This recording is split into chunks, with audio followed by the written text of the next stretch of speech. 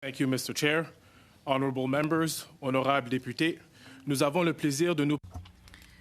It's a pleasure for us to appear before you on behalf of the 400 chambers of commerce and the over 200,000 businesses of all sizes, of all sectors of the economy, and of all regions of the country.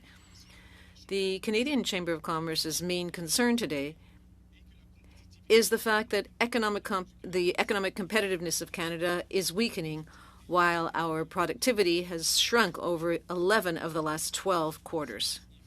What this means is that Canadians have fewer opportunities to pursue their personal goals, and they have to spend more to be able to maintain their lifestyle.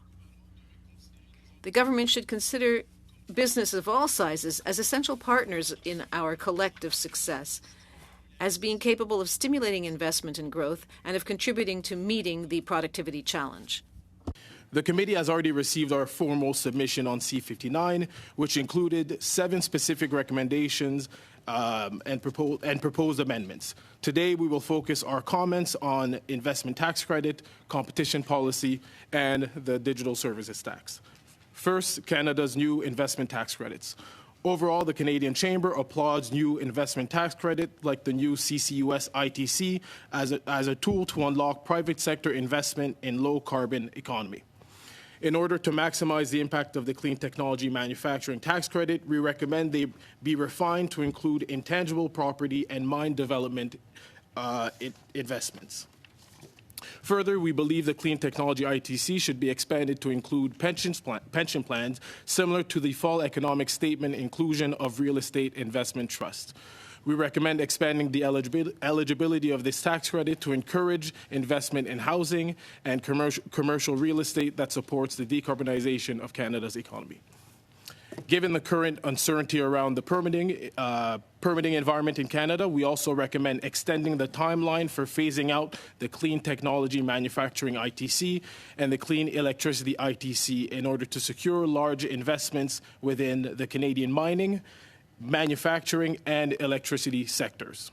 Finally, it is imperative that all the new ITCs are implemented as soon as possible with clarity on procedure and eligibility so that the private sector can fuel the next wave of long-term investment in our economy. On to competition policy. We remain concerned by the ad hoc approach to changes to the Competition Act and would encourage the government to carefully review our submission and continue to consult with the business community, including the U.S. Chamber of Commerce, on changes to the Act. In particular, there are concerns around overwhelming the Competition Tribunal with frivolous claims, and there has been a lot of talk about structural presumptions in merger reviews, pointing to the misguided interpretations of the U.S. merger guidelines as inspiration. These issues, among others, have the potential to make Canada's competition regime less effective rather than improving it. Which brings us to new corporate taxes and the digital services tax. The irony is that just as we're contemplating ITCs and refinements to our competition regime to spur private sector investment, innovation, and growth, a range of new business and potential taxes threaten to repel investment, create uncertainty, and discourage new players from entering the Canadian marketplace. Specifically, we call on the government to avoid imposing new taxes on the business sector, as C-59 proposes to do with a digital services tax. DST is particularly concerning, as it includes a retroactive tax to 2022 on online services Canadians have come to rely on, even though over 120 countries, including our largest trading partner, the U.S., have agreed to delay imposing such taxes. The DST is the latest proposed tax which violates several critical tax principles which provide clarity, certainty, and stability for business and help ensure Canada remains a competitive environment for investment. First, we strongly object to the concept of tax retroactivity, which has been a concern in the latest proposals regarding both DST and EIFEL. The effective date of proposed taxes should be the next tax year or upon proclamation, at a minimum. Retroactivity robs businesses of the certainty they need to make productive investments in innovation and growth, as well as has a chilling effect on the future investment across the economy.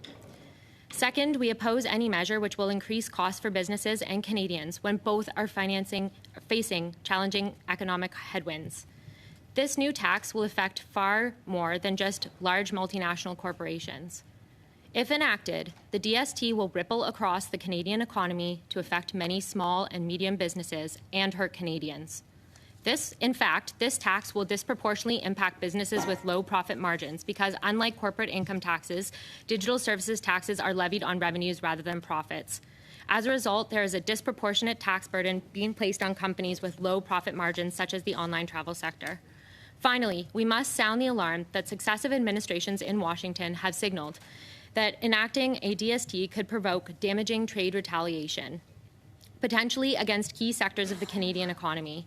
We are hearing directly from businesses in many sectors beyond the digital services space who are concerned that their products may be impacted by retaliatory tariffs.